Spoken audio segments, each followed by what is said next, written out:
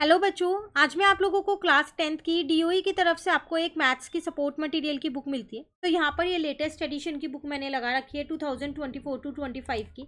इसमें chapter number 12 surface areas and volume start कर रखा है हमने। आज मैं आपको क्वेश्चन नंबर 41 कराऊंगी, उसके बाद एक ही क्वेश्चन रह जाएगा, फिर ये आपका चैप्टर पूरा कंप्लीट हो जाएगा। ठीक है, देखिए इस क्वेश्चन में आपसे क्या कह रहा है। A solid is in the shape of a cone surmounted on a hemisphere, the radius of each of them being 3.5 centimeter. And the total height of the solid is 9.5 centimeter. Find the volume of the solid. कह रहा है एक solid है जो कोन की shape का है, लेकिन वो किसके ऊपर है, हेमिस्फीयर के ऊपर है। तो अगर मैं यहाँ पर वो फिगर ड्रॉ कर लूँ एक बारी, ये हेमिस्फीयर हो गया, ये आपका कोन हो गया। क्लियर। आपको क्या दे रखा है यहाँ पर ना, रेडियस दे रखी थी इसकी 3.5 है। तो हेमिस्फीयर में और कोन में दोनों में 3.5 आसानी से यूज हो जाएगी। लेकिन आपसे क्वेश्चन में कह रहा था टोटल हाइट है 9.5। तो मुझे यहाँ पर टोटल हाइट दे रखी है पूरे सॉलिड की 9.5, लेकिन मुझे कोन की हाइट चाहिएगी। तो हाइट ऑफ कोन मैं यहाँ से निकाल सकती हूँ, उसमें से रेडियस को माइनस करके निकल जाएगी, है ना।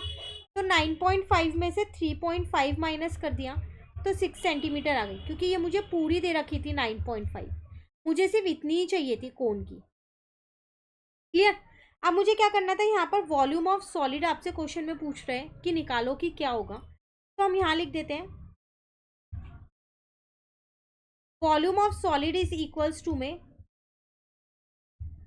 वॉल्यूम ऑफ कोन हो जाएगा प्लस वॉल्यूम ऑफ हेमिस्फीयर हो जाएगा। ठीक है। अब वॉल्यूम ऑफ कोन होता है 1/3 पाई r² h।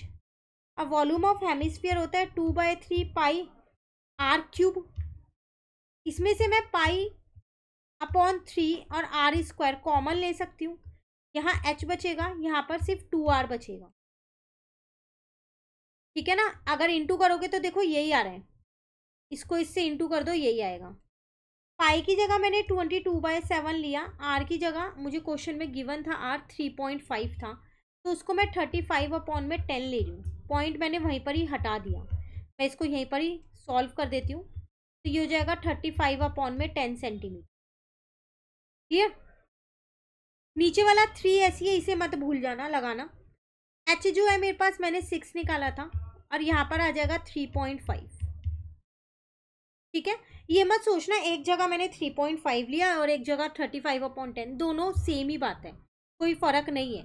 ठीक है। इसको इससे काटा 5 आ गया, इसको इससे काटा 2 आ गया, 2 को इससे काटा 11 आ गया।